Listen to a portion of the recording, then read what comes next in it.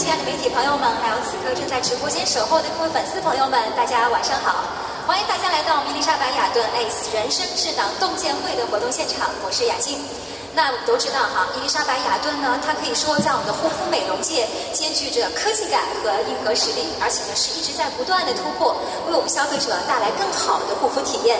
那今天呢，我们就要带着全新的雅顿新品，就在我旁边的这个 ACE 眼霜，和大家来共同开启一场非常高能，可以说知识量很足，而且干货满满的，能让各位眼力大涨的这样的一场活动。同时啊，对于我们的脑力来说呢，也是可以有强有力的武装的。而且呢，今天在现场还有大家非常非常期待的明星智囊团，和我们一起要来嗨聊话题。所以此刻就马上要开启我们今天的明星智囊团，到底有哪些阵容呢？首先，我们一起要来欢迎的是兼具着温柔外表和硬核实力的我们伊丽莎白雅顿的品牌代言人哲瀚，欢迎张哲瀚。同时也要欢迎在宇宙中呼唤爱，也是我个人非常欣赏的知名辩手主持人老师陈明老师，欢迎您。还有我们非常非常乐观的，能够把一地鸡毛的生活活出自己的幸福特色的，也是我们的知名辩手，同时作家傅首尔，首尔，欢迎傅妈，来一起到我们的舞台上，欢迎三位。好，首先我们有请三位对现场的还有直播间的朋友们打声招呼吧。我先吗？对，你先。Hello， 现场的朋友们，大家好，我是张哲瀚，很高兴能够作为代言人，然后来到这个活动跟大家见面。好，大家好，我是首尔。陈老师。Hello， 大家好，我是陈明，非常开心在这个晚上跟大家相遇，谢谢各位。哇，太美好的一晚了！看我们都还荷花坐着。刚才其实，在活动开始前，其实大家有人就会问那个驸马说，一会儿看到哲瀚，你敢不敢这样怼眼看他？是到时候会帅得让你上头呢，还是会觉得保持冷静？他笑容已经说明一切了。对，因为刚才在底下说安排位置的时候，说让我挨着哲瀚坐，我就感觉我说那我今天不可能发挥好，不能发挥好。对，没关系，那你靠我们的陈老师近一点，这样你们可以发挥得更好。我一直想问他，就是你想象中的哲瀚更帅，还是真人更帅？对，这也是我们第一个话题，可以互相看一下，给对方彼此给你一个机会好不好？多分享一下。我觉得一样帅，但是真实的他给我一种更加沉稳和那种就是安静的感觉。哦，沉稳和安静。那陈明老师在你心目中是什么样的形象存在？我心中真人更帅。因为真人可以握到手。是来这个握手的机会，然后因为他真人给人感觉更高更挺拔，而且非常阳光，非常亲和。我还想知道你们两位，其实，在各自的心目中，因为首尔跟陈明应该是老朋友了，在你们心目当中，对方是怎样的一个存在？他在我心目中吗？一个完美的存在。我求你了，这个词很轻声。所以我就是给你开个头，让你知道怎么评价我。明白了，驸马在我心中是一个超越完美的存在。好，两位 BB King 第一段 BB 完之后，我们要让哲瀚来说一说，看到这两位，其实他们在你心目当中，今天也是第一次见吧？对，第一次见。感觉怎么样？平时好像大家见我，好像都是说以前在电视里看到我，对，或者现在可能更多在广告里看到我。然后呢，其实我对两位的这个情感连接也是我在电视机前或者在我的 iPad 上看到他们两位的表演，就是在打辩论的时候，真的其实奇葩说我基本上每季都看，对，所以也是很从中吸取到很多不同领域的知识，然后呢各种的养分，包括是这种语言的艺术，还有幽默的一种人生态度。我都是学到了很多东西从二位身上。谢谢，现在新的一期过来玩。好，有时间的话。好的，那其实这个我身旁的三位呢，可以说都在各自领域深耕着，而且呢都是有很棒的成绩。那今天呢，齐聚我们这个雅顿的一个智囊洞见会，相信会擦出很棒的火花。所以都说，人生洞见会，那到底该如何洞察世界？那肯定就是用我们这个眼睛心灵的窗户了。所以我们今天主题也是跟眼睛有非常大的关系，就叫做眼力对于一个人的人生发展到底有多大的影响。所以呢，我们先想来问一问智囊团里面的各位嘉宾们，在你们眼中，到底怎样去理解“眼力”这个词？首尔可以先说说吗？我觉得眼力应该是指一种洞察力吧。洞察察力和思考能力的一个集合。因为曹雪芹先生很早就说过，说世事洞明皆学问，人情愿达几文章。在我们在生活中也不断的接受到就是情商课呀，或者教大家怎么在职场中提高情商呀，我觉得这些都和眼力有关系。我觉得人一生中最重要的功课就是了解别人，了解自己，这一切都跟眼力有关系。陈老师，您会怎么看？从文化方面来给我们解读一下。非常赞同。说首先，眼力、洞察力是看到本质的力量。但可能对我来讲，我还在想，就看到本质之外，如果还能看到规律，就是看到事物跟事物本质之间的连接。然后，如果你能看到规律，就能再往后一步，你可以看见未来。其实，在我理解，眼力本质是一种预判。它是对某种事物的发展趋势的一个大致的判断，它不一定永远准确，但如果你能不断的提高你的预判的百分比，这个准确度会越来越高，这意味着你对本质的把握，你对规律的判断，以及你对未来的这种期许，大概率是跟现实世界重合的。这个时候我会说，好有眼力。哇，果然是陈老师，就是上升到一种哲学的范畴了，在跟我们讲，感觉是在大学的讲课堂一样。我们的哲瀚听得特别认真。你的眼力怎么解释？我的眼力呢，因为眼睛是心灵的窗户，我觉得眼睛就是我们用来观察世间万物的一个连接的一个窗口。所以在我看来，因为可能跟我的职业有关系，我理解的眼力其实就是我们所看到的东西，所吸取的东西，我们第一反应是映入眼帘。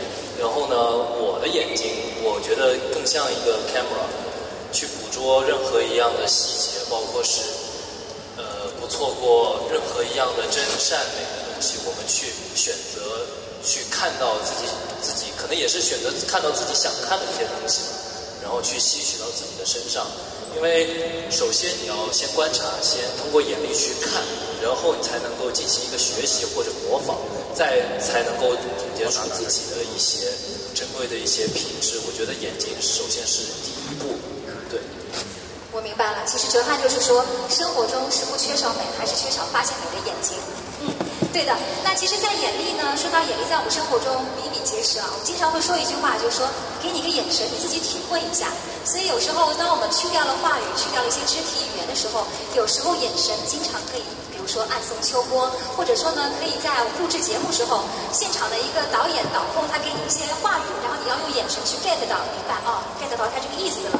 特别是像我们的演艺工作者，包括演员，很多时候会在一些屏幕上、一些镜头中，如果有一些特写的眼睛、脸部，那眼神就非常非常重要了。所以我想问一下哲瀚，其实眼力对于演员这个职业来说，真的是尤为重要。你觉得这个重要性会体现在哪些方面？就是我刚才说的一个观察力，就是你发现生活当中各种不一样的职业性格的人，然后你通过眼睛去观察他们，然后才会去映入你的脑海里。还有一个就是说，大家都说手眼协调，就是一种模仿能力。其实对我们演员来说也是比较重要的，就是你要先看了以后消化，然后通过肢体，通过你的面部表情去各方面去表达清楚。其实不单单说大家可能对什么眼神有戏，包括看你的眼神很有戏，其实我觉得这是个误区，不是说他的眼神都有戏，他一定是通过他的眼睛看到过很多的东西，吸取过很多的养分，然后呢成为了自己他所表达出来的一种态度，再从这个窗户去传递给大家，才是有戏的东西。其实是传递他的内在的一些核心的东西去表达，而并不是说他生而就有了一双会演戏的眼睛。我觉得这个说法我没有很认同。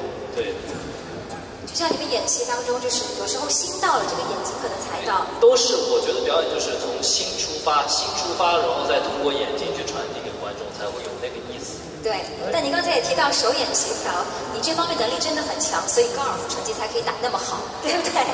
好，那我们想问一下陈老师，你的眼力在我们生活中和职场中有多重要？体现在哪些方面？我完全赞同刚才哲瀚说到的，因为不是眼力有戏，是心力有戏。我们其实也面临这样一种误会，就大家经常会说一个辩手，你嘴巴怎么这么厉害？我们嘴巴并不厉害，嘴巴都是由嘴唇、牙齿和舌头组成，这些部位都不厉害。但本质上还是心理和大脑信息处理反馈的这个过程。然后呢，回到眼睛上，眼睛的重要性太大了。其实眼睛是我们记住一个人信息检索的一个标签。就假设啊，现在比如说正在看直播的朋友，还是现场的各位，你现在回忆起高中的时候，你最好的朋友，他的样子，你想到的是什么？你能清楚的记得他的鼻子长什么样吗？你能清楚的想起来他的嘴长什么样？耳朵呢？没有。但是你现在一说你的那个朋友，啪，你一定有一个当时你跟他相接触的时候的某1秒钟的眼神，像一个定格照片刻在你的脑海。它是我们生命检索的一个最重要的指南针，所以你要问眼睛有多重要，或者眼睛有多重要，它是我们记忆中的标签。所以一样的道理，我们留在世间所有接触过的人的灵魂当中，那个最深刻的印记，就是有眼睛的形象。何况在这个时代，疫情时代，口罩遮住了我们绝大部分的部分，我们印象最深的仅有眼睛，所以眼睛的重要性和眼睛的美的重要性，我觉得在这个时代毋庸置疑。真的是这样。那在职场方面呢，我们知道傅妈其实之前也在职场打拼了近10年，很多时候不得不去很多察言观色，或者说是不是要去附和人，或者在这方面你觉得眼力有哪些重要性可以跟我们分享？因为在职场其实要跟很多人打交道嘛，有自己喜欢的人，也有自己不喜欢的人。那其实我觉得眼睛就像刚才哲翰说，眼睛是心灵的窗户，它其实是有一个双重的意思。第一个是眼神是你表达自己的一个窗口，就是别人从你的眼睛中其实是可以读懂你在想什么。有时候其实你就不用你去说什么，但别人就是你的眼神可以给人家传达你真实的内心的想法。另外，你的眼睛也可以读懂别人他在想什么，就是有这种洞察力，所以眼睛是非常重要的。就像窗户，既是让阳光照进来的地方，也是让你的内在能量就透露出去的地方。那我觉得在职场中，察言观色其实是很有必要的。那我觉得最重要的是同理心吧。可能有时候你要站到别人的立场上，换位思考去想问题。那么我们经常说，你知道一个人是什么样的人，你知道怎么跟他打交道，这叫眼力劲儿。那最重要的是，你知道别人不想要什么，己所不欲，勿施于人嘛。这些都是通过我们平时的观察，都可以得到一些信息的。哎，但其实我特别好奇，首尔老师和我们的陈老师都戴着眼镜，你们这个度数到底深不深？为什么不把眼镜摘下，亮出你们更好的这个心灵的窗户？眼镜摘下，我看不见别人了呀。可以戴隐形眼镜。别人光看见我的窗户，别人的窗户我都看不到。别人的窗户都对我关上了，我只打开了我的窗户。隐形眼镜可以帮你啊。我觉得陈明老师可以摘。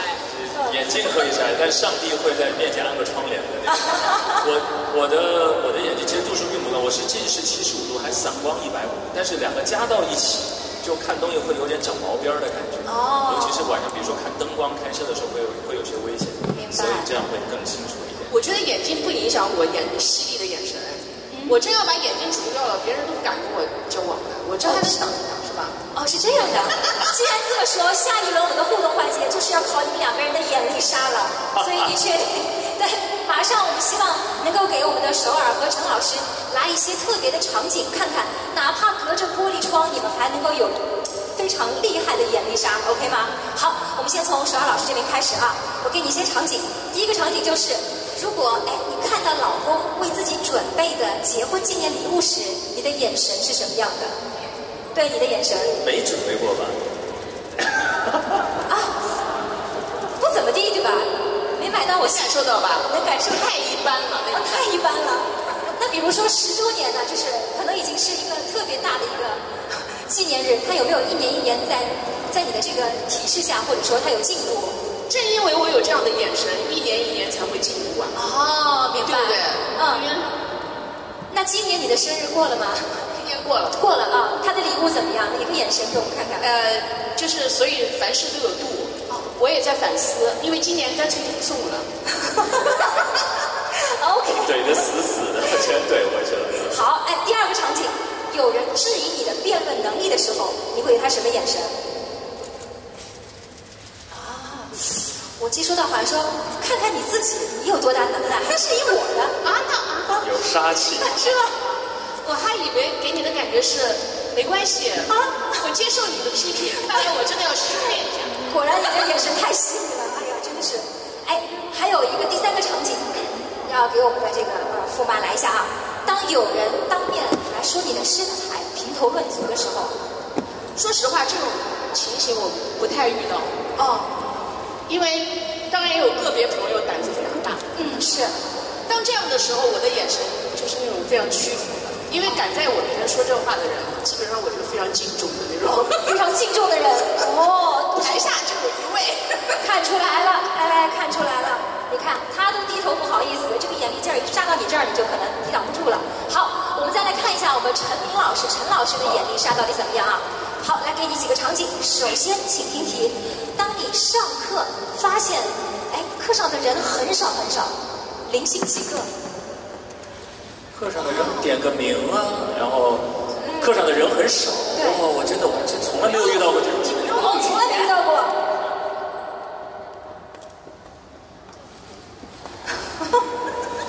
就是可能天气不好，所以他们没法来上课。对，绝对不是你的问题。这太少见了啊！第2个场景，女儿第一次叫爸爸，那看不到眼睛。眯成一条缝，眯眯眼，哇，这个真是幸福的微笑。好，第3个场景，当你听到一个很悲伤的消息，哎呦，皱眉着。我跟你说，在哲瀚面前甩眼神，不就是关公面前耍大刀吗？这简直了！那既然这么说，哲瀚，你给个眼神给我们表示一下他们的演技怎么样？你不用点评，一个眼神来表达他们的演技怎么样？这个我太期待了。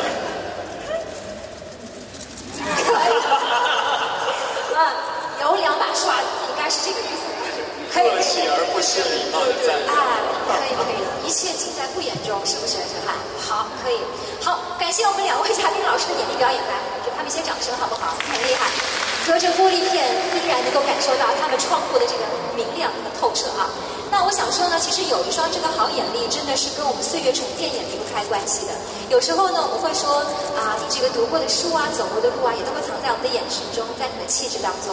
所以这次也就像我们的伊丽莎白雅顿的这次的超新品，就是我们的 Ace 眼霜，它也是集合了5大的顶尖技术，可以有效的针对我们的泡泡眼或者说熊猫眼，让你可以有一双明眸善睐，随时可以开启像我们的驸妈还有陈明老师的眼神杀。那我想说呢，那不管在我们的职场中还是生活中，做一个眼力劲儿很好的人，真的是10分重要。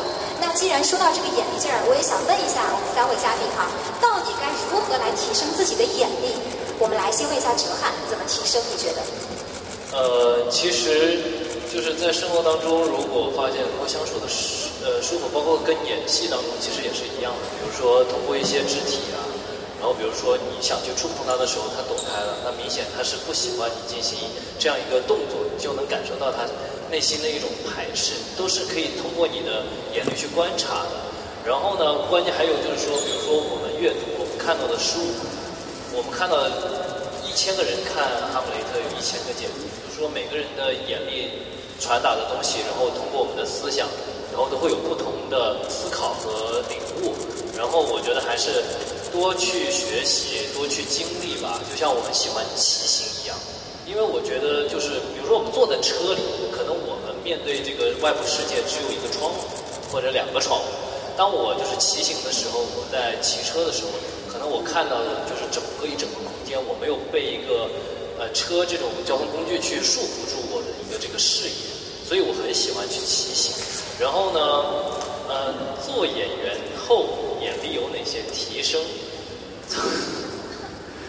做演员后呢，提升就是我觉得就是通过这一段段的跟不同的对手去对戏，不管是年轻的演员还是老的演员，他们通过分享经验，通过分享他们的一个对人物的理解，包括我们这场戏的一个理解，然后去给我更多的感受。我在观察他们的同时，其实我就在提升自己。对。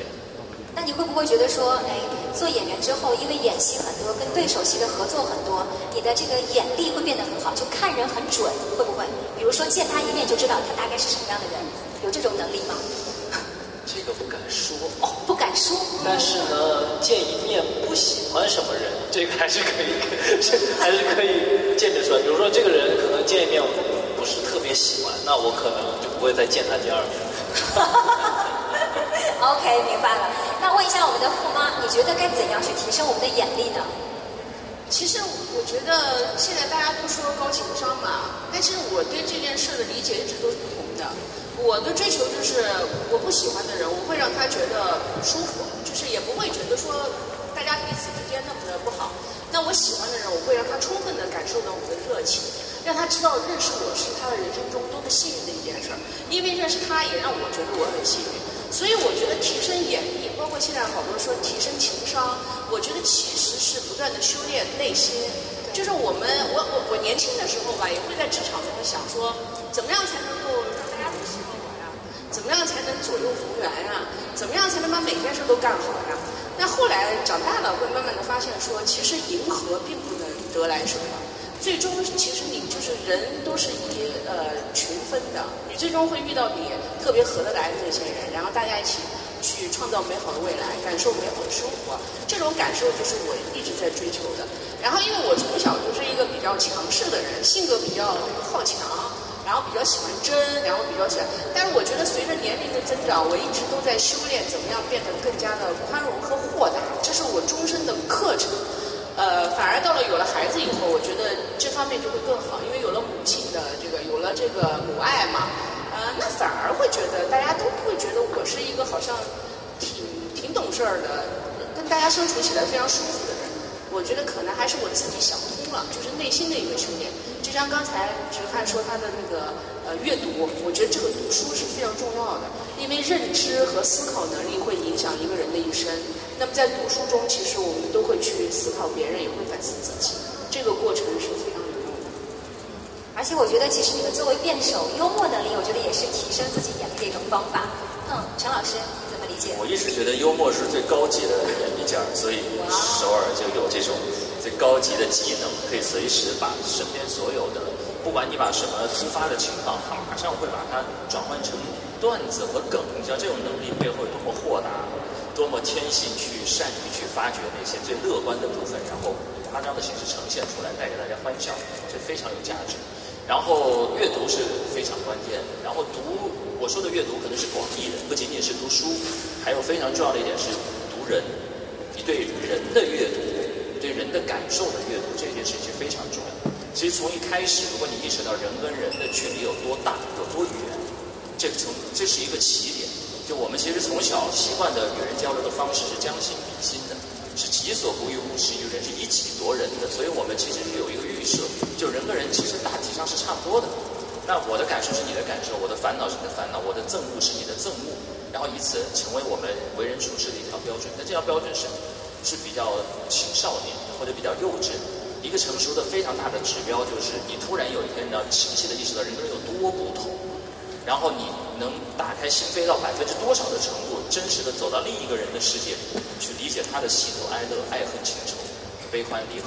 然后你理解的程度越深，你理解的人性的类别的程度越深，你的阅人的能力，你的眼力劲儿就越强。这可能是我们说的生活当中让大家觉得舒服的一个起点。明白。其实就忽然想到一句话，就是成熟的稻子它会弯腰。当我们特别的有这个丰裕的人生经历和很多的一些内容之后，自然会弯下腰接受这一切。所以就是好的或者不好的，其实怎么样都可以，怎么样都好。所以有时候哪怕我们没有太多的好运，我们可以在这个慈悲中学会坚强；哪怕没有很多人爱，我们也可以在孤独中学会去宽容。这个是一种能力。而眼睛呢，其实我觉得就像是我们身上的这一盏灯。当我们眼睛很透亮的时候，不管你是身着华服还是衣着朴素，就觉得你整个人都会被点亮。而当你的眼神是昏暗无光的时候，我觉得你再穿的怎么样再在什么环境中其实那一切都是浮云。所以我们也希望说在座的各位朋友，哪怕在直播间，我们经常都要去自省，然后反省自己的一些处事方式。那也正如我们的雅顿的 ACE 眼霜呢，它也有着自己的修复和一个抚纹的哲学，因为它采用了非常纯粹的一个 A 醇，可以硬核的帮助我们眼睛来淡纹，而且呢，它的科学配比和瓶身的设计也方便大家可以寻求最简单的一种操作方式。可以说呢，我们雅顿的这个 ACE 眼霜呢，也可以做到了大家那个外在的好眼力，为你可以保驾护航。同时也欢迎各位直播间的各位朋友，还有现场的朋友们，都可以来更多的关注我们雅顿家族更多的护肤品，来做一个内外兼修的眼力高人。好的，那既然我们的眼霜呢叫做 ACE，我也想知道大家是不是了解 ACE 代表什么意思。因为先前我来这个活动之前，我问我的小伙伴，他们有些人知道，有些人打游戏的人可能会特别熟悉。因为说这个是游戏当中的一个王者的位置，就是他可能是全能位，也只是在偶像团体中一个非常重要的王牌成员。而这次呢，我们推出的这一款的 ACE 眼霜呢，也是正因为它全面的功效，有了这样的一个可爱的昵称。所以其实，在雅顿看来，我觉得 ACE 人生就未必是说一定要现在过得很好的人生，而是说可能是我们希望你解读成一个你未来希望过的一种人生状态。其实有时候我们心之所向的地方，就是我们的 ACE 人生。所以不知道各位是怎么理解的？觉得 ACE 后面它代表着哪些精神？大家可以怎么去理解这个 ACE 人生？陈老师来先跟我们分享一下。所以我刚才主持人说的非常好，全能人生，平衡的，然后全能的这种发展，我觉得有一个典范就是我们右手边的哲瀚，我觉得这个也就是典型的 ACE 人生。你看他骑行骑到拉萨，感受世间百态，山川河流。但是你看，因为我之前了解你是有看你的那个篮球赛，哇，完全我觉得真的是专业水准。就是在有皮尔斯这样球员在场上的时候，我要是没记错，那场应该是20号15中拿到30多分，然后豪取 MVP， 没错吧？这应该是第二届的那个，很清楚。我当时看到，你知道在那种已经因为有那样的明星级别，然后有全明星级别的老牌球员的时候，很多心态的那种放松，他的那种松弛、犀利的突破、极快的启动速度，我当时就觉得你看演戏做的那么绝。同时，体育运动还有自己的爱好，篮球打的也好，骑行，最近1年还打高尔夫，又马上这就是全面而平衡的发展，而且在每一点上精益求精，这个就太棒了，这就是 ACE 人生。ACE 人生，哎呀，这还有点不好意思了。那我们富妈再来夸一夸，你觉得这个 ACE 人生是怎么解读的？我感觉在辩论，因为我刚才想到一个点，他一说完我不好意思说了。没事，你可以说啊，可以说。我本来我的想法就是没有人是全能的。可以，我们喜欢这样的一个然后他起来就说，比如右边的哲瀚，但我仍然有说哈，我觉得没有人是全能的，但他可以看起来全能，因为他做了很大的努力，让自己的人生极致丰富，因为他每样都尽力了。我觉得哲瀚一定也有他做不到的事情，但是没关系，他把他能做到的事情都做到了最好，这就是我理解的 ACE 的人生，就是自信、尽力、自我提升。富妈是通过现象看本质，所以你怎么样解读自己的 ACE 人生？刚刚我看了一下，然后也一直在思考 ACE 这3个字母吧。ACE 人生。然后它很奇怪 ，A B C D E， 它把 B 和 D 抽掉了，然后它变成 ACE。为什么？就是我觉得是一种态度，就是在你的人生当中，你不可能所有的事情都做得特别的完美。你的观点有 C。我只选择可能是最适合自己、最有能力做好，而包括自己的天赋所在的路子，然后去在这几条路上专注上去。然后我去掉了 B 和 D， 就是去掉了不好的一个我自己不擅长的东西，去把它那个拿走。所以我觉得人是精力是有限的，一生也是有限的。能够在自己喜欢的道路上、有天赋的道路上尽情的去发挥，我觉得驰骋是最开心和最耀眼，可以让你自己的人生最耀眼。对，刚才其实陈老师他也在说嘛，他觉得你的人生就是开挂的人生，对你有很多领域去慢慢解锁。当然，别人觉得你是一个好演员，你突然间会喜欢去打高尔夫，然后篮球也打得好，现在也是解锁了骑行。所以你也说你有很多方面你自己也会去做取舍，但我想每个人也会想追求自己的 ACE 人生。所以如果你想成为这样的一个全能的艺人，你觉得你还为此会做努力，在哪方面要去更加的精进一些？哪方面需要更精进一些？就是觉得就是说，比如说做好首先自己的本职工作是让我发光发热的一个工作吧，也是可能我比较擅长的，而且也是坚持做了这么多年的，所以在这条路上我一定会坚持不懈地走下去。还有就是其他是可能我的爱好，比如说我喜欢打高尔夫，我喜欢骑行，喜欢唱歌，我觉得就是有选择性的几种去把它做好，而不是因为我觉得年轻其实就是说在你更小的时候，你是去不断的去尝试，就是到底哪一条路适合我，到底哪一个我才能够做得比较好。然后到了我这个阶段，我更多的是去舍掉一些我不太擅长的，或者是通过我的努力，我也没办法改变我不擅长这个本质的一些东西。所以就是说，现在就是努力把自己擅长的东西尽力做到更好，这就是我现在，然后坚持啊，然后自律啊，然后就是把它做好就行。对，有时候人生的确是需要做减法的，就像孔子说的"损之又损之"的，去掉一些，有时候你反而觉得一身轻松。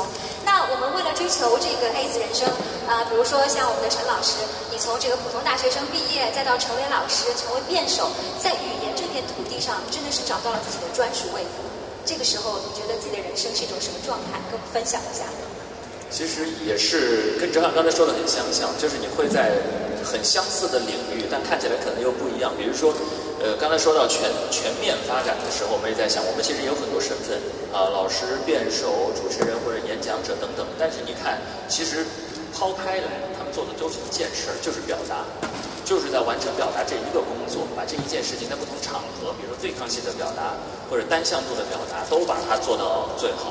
所以如果要问我的话，我的感受就是你找到你自己所爱的，然后精益求精，做到比你能做到的最好，再好一点点，然后再好一点点，你一直往下走，你会持续感受到那种成就感的感召，同时你也会慢慢找寻到自己舒适的那个位置。所以如果我的感受的话，就是要找到所爱，然后精益求精。然后刚才哲翰讲的这个取舍的观点，我也完全赞同。我觉得就一定要有舍，然后才会有最精当的那个获得。像世上眼霜有那么多，但把其他都舍掉的时候，你就收获了伊丽莎白雅顿，然后你一直用，你自然就可以收获一个 S 人生，这是很顺水推舟的事情，很自然。这 Q 的太自然了，厉害了，品牌挚友了。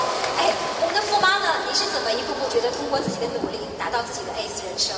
其实有很多弯路走。其实我20岁的时候想做的事情非常多，然后我想要有很多我自己想干的事儿，然后但是后来随着年纪慢慢增长了以后，我开始不去想我想做什么，我开始关注我能做什么。其实这个转变对我个人来说是非常重要的，因为你只是想的话，只会带来焦虑，你也会为你的人生有可能永远都一成不变而感到焦虑，你也会总是为自己想要但是得不到而感到遗憾。那当你把注意力关注到我能做什么的时候，其实他的目光好像看起来是放到了眼前，但其实眼前就是普通人最需要关注的一个部分。那我就是选择把我能做的事情做好吧。可能在我非常普通的时候，我也没有那么多的选择权，但是我那时候就对自己说，我说我在职场工作，我就把工作做到最好。那等到我出来打辩论，我也不是一个专业的辩手，但是我这几年一直在努力学习，我希望我自己能有进步。那再后来成为了一个艺人，我今年参加节目，我还说我要去搞唱跳，我也有在，对，我也有在学唱歌啊什么的。这个跟我就是未来可能成为一个什么样的人已经没有关系了，是我自己还是这么多年在专注的觉得说我能做好什么，就把眼光放得短一点，放到眼前这一块儿，然后去把我应该做的事情做好。另外就是心理上面的调节，对我来说这也是最重要的。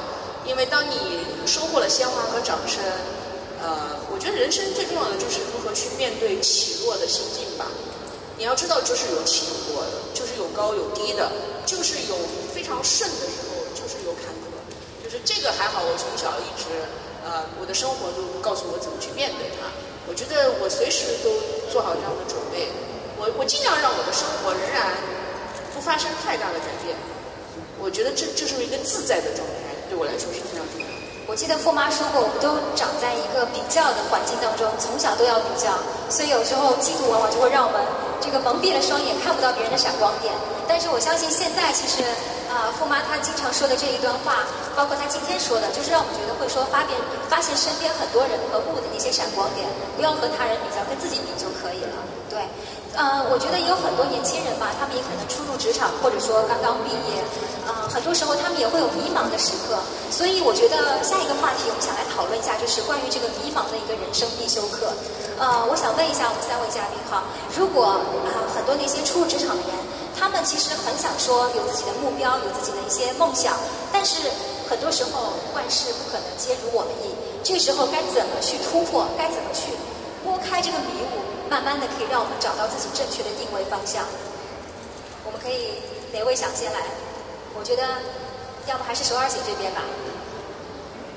首先我觉得还是要有信心吧。就是相信自己的人生是充满各种可能性的。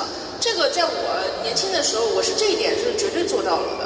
就比如说我以前也去参加过，就那时候还上大学呢，去参加新人52啊，然后大家也都知道这个故事，然后得了一个奖呀，然后出去旅行呀，在飞机上遇到我后来的老板呀，得到一份工作呀。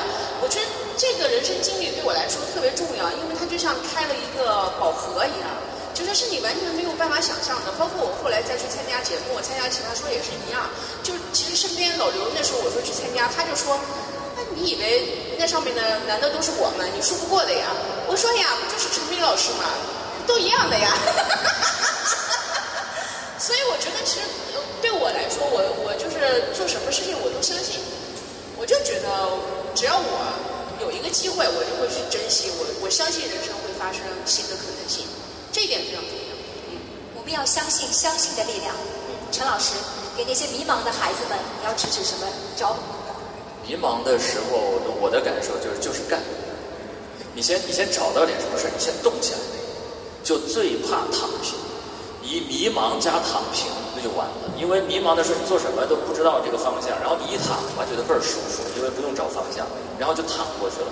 然后那个青春就过去。你像我们在高校工作，你经常看到有孩子大一躺到大3，他们最爱的就是宿舍，然后读了书的时候，在宿舍的时间远超在教室的时间，你都不用往后去再看5到10年，你其实已经有一个判断，在他们离开校园的时候，跟那些同样迷茫但迷茫的从来没有停下脚步的那些孩子，他们的未来的轨迹区别的那条曲线已经拉得非常开。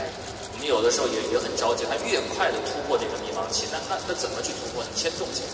你先不管干什么，你先动起来，先定小目标，然后开始动起来，不断的去试，都是试出来。然后你一定有一些你试了发现这只不喜欢，然后慢慢排除啊，然后到了以后有2到3条路你真的很喜欢，然后其中有1到2条你的进步效率还非常高，你很快能做到在这件事情上全中国能做这件事情人里的前20%，那你基本上可以靠它来养活自己了。做到前10%，那你基本上能让开始越来越多这个行业的人认识你了。你做到前3%，那就不是只是养活自己的问题了。你做到前0.01%，你已经开始离台阶越来越近了。如果你做到了做这件事情的前10或者前5，这辈子都不需要再用。所以，如果在这个时代的包容性和开放度是非常高，只取决于一件事儿，就你所做的这件事儿，你超过了全中国所有在做这件事情的多少人。这就是你未来所有的不可替代性价值支点底气的来源。而这一切都是你尽早确定方向，尽早通过短小而持续的正反馈来给自己持续不断的往前推动的点。你走到哪，那就是对应一个什么样的人生，就是每一场都是这样。之前有一个同学在大一的时候，他真不知道干什么。我说你没事，你就每天吹口哨都行。你每天晚上睡觉之前你吹1个小时，你吹4年，哇！你信不信全中国有1半人就能认识你？你试试看，你不信你试，因为那个同学口哨吹他挺好。他不会真的听了你的，他没有，是做到极致。他没有，他挺有眼力劲儿的，没有。但这虽然是一个例子，但就是这个例子背后，你知道他是吸取到，后来他开始了解了经济方，因为他在新闻院，但他又了解了经济，他觉得金融比较感兴趣，然后他就开始读双学位，他现在在一个金融自媒体工作，非常好。所以这是一样，都是可以结合起来的，很多部分都。一直在努力，一直在不断的突破自己。那其实您做那么多努力，做那么多提升，你觉得背后的原动力是什么？可以一直在 push。原动力其实就是那个乐趣。乐趣。就你选的那件事情，一定有一件事情是你做它一定有享受，然后另外有一件事情你可能做得很好，但你做它并没有那种乐趣感。那后者就是短时的，后者的推动力就是3、5个月、半年你就躺了。但是前者那个乐趣只要在，你始终在往前看到新风景。它是会勾引着你。我看哲瀚听得非常的认真，他的眼力劲儿已经在那边有点放空，但其实都是在信息传输到脑子里去了。所以我想问问看你啊，那 Q 到你了。其实作为演员，我们也知道你算是10年磨一剑，在演艺这条道路上，其实你也走过很多，会不会迷茫和徘徊？甚至有时候可能你努力了很多，发现好像怎么就没有被大家或者认可？那支撑你的是什么？是家庭，还是信念，亦或是其他？其实陈明老师刚才说的特别好。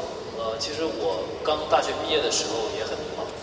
我和我妈就2个人来到了北京，就跟我当年考学一样，我和我妈来到了上海，后来有个不错的结果，考上了上戏。毕业了之后呢，我和我妈又来到了北京，租了一个房子。那时候也不知道签哪个公司，也不知道去拍哪个戏。然后呢，就在三里屯附近，我每天就走那个天桥。然后我就特别，有的时候晚上走在天桥的时候，我就特别理解汪峰老师的那首《北京北京》，那首歌就真的很心酸。我很迷茫，但是呢，就像陈明老师说的，我没有停下来，因为我是个停不住的人。就是我会早上起来，比如说早上我去健身，下午我就会带着我妈去游泳，晚上我可能会去见一些朋友，或者是吃东西，或者是看一些东西，也有可能是打游戏。就是反正我会让自己停下来。就是后来慢慢的找到了事情做以后，我也没有让自己停下来，选择不断的去拍戏。可能以前在大学的时候，可能也会爱玩啊，或者怎么样的。但是我工作的时候，我就不断的把自己丢在剧组，可能是小角色，可能是跑龙套，可能是客串，但我就是不断的去尝试，不断地去尝试。我觉得也经历过迷茫的时候，就是比如说，看到别人是这样子，突然会有个人出现。让你觉得自己迷茫，就是说他非常有自信，他觉得自己很厉害、很耀眼、很光芒，站在你面前的时候，而且他的地位比你高。然后我当时就会有自我怀疑，我觉得那他这样的是对的吗？那我这样的是不是又不太行？就我有一个阶段，就是会觉得为什么，就是可能就是剧组的，因为都是被选择了他去作为这个男一号或者是怎么样，然后没有选择我，他是不是真的比我好？然后我就有很长一段时间都在自我怀疑的一个这样的过程。我觉得这是一个好的事儿，就当你自我怀疑的时候，说明你经历到人生的一个下一个阶段。就是一开始我是不断的去努力啊，没事的时候我也找点事儿干。当你走到一个节点的时候，可能你要，比如男一号男二号往男一号上冲的这些，我到底跟男一号比，我有什么不足啊？他为什么可以站在那儿闪闪发光？我为什么感觉就是比他好像欠缺一些自信？那时候我也是经常起来的，我刚才特别好笑，每天起来，是不是我长得不够帅？是不是我演戏没他好？就是我当时就老问自己这个问题，但后来通过不断的学习。不断的接触以后，当你克服这个自我怀疑的时候，我觉得就是你人生当中很重要的一个成长。所以感到迷茫，感到自我怀疑，我觉得都不要害怕，因为如果这个时间给你的东西不是最好的，说明还没有走到最后。最后，我觉得生命和人生一定会给你最好的。哇，掌声给我们哲瀚，非常有哲理的这一段话，真的一定要坚持。我们生活中是需要有理想的，但不是要光空想。就像陈明老师说的，你一定要去尝试，哪怕你这个不想做，这个躺平肯定是不行的，绝对不会躺赢的。所以一定要去让充实自己的生活动起来。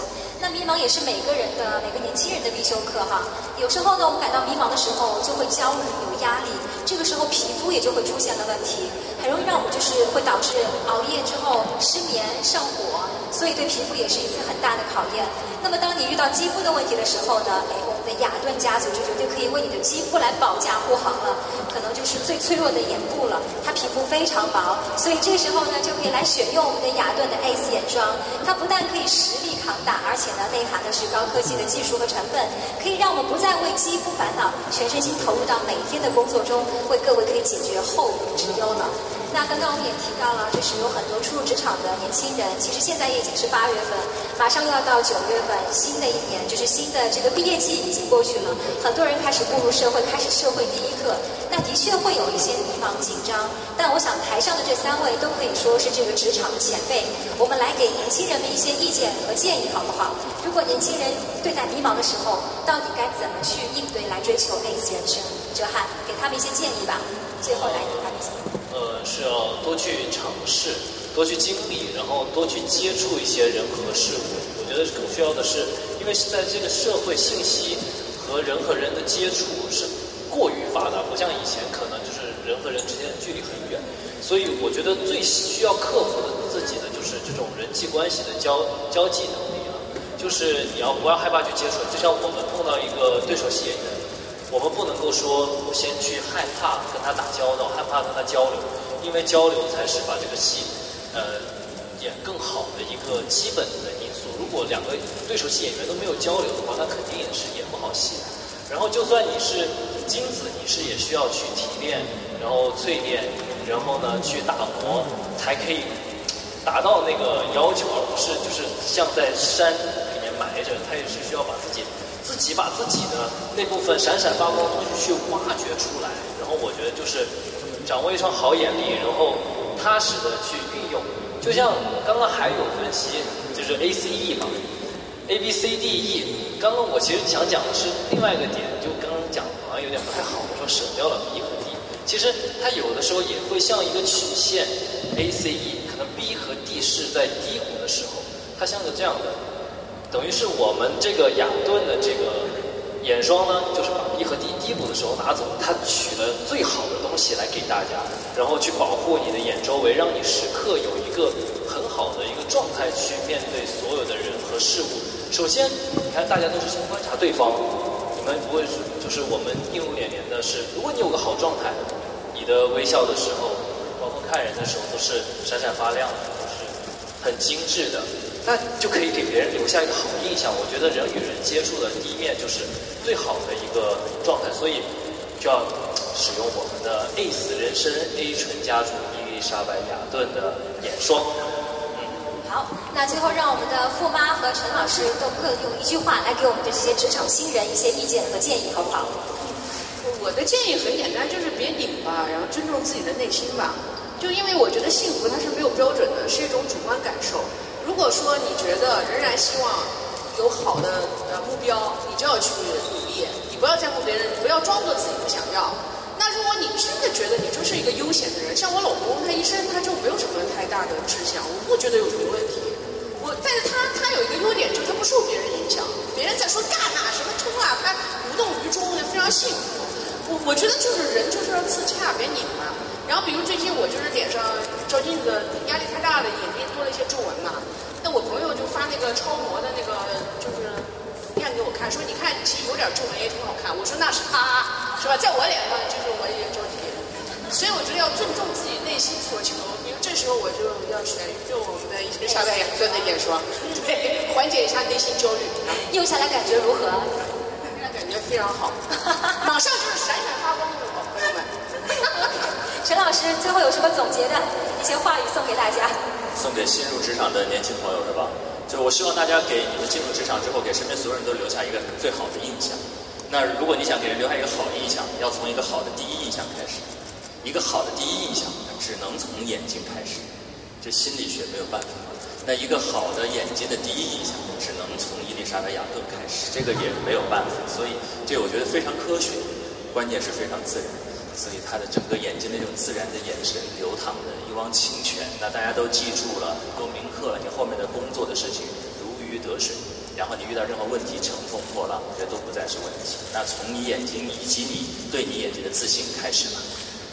太好了，发现今天可以从陈老师还有傅妈这儿得到很多我们 ACE 眼霜的一个金句 slogan， 以后可以我们的品牌妈妈可以来把它给摘抄下来，然后稍微引进一下。好的，那其实在这边呢，我们的活动最后我们也希望祝福每一位即将走上职场的和已经在职场摸爬滚打非常不容易的各位职场人们，都能够用智慧来接受迷茫，用获得自己的 ACE 的这样 ACE 的人生锦囊。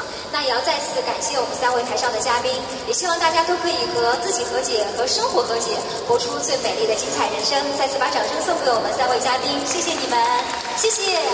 好，那直播间的各位朋友们也请继续关注我们的雅顿直播间，在这里先跟大家拜拜，我们一会儿见喽，谢谢大家，祝大家有一份好心情，谢谢。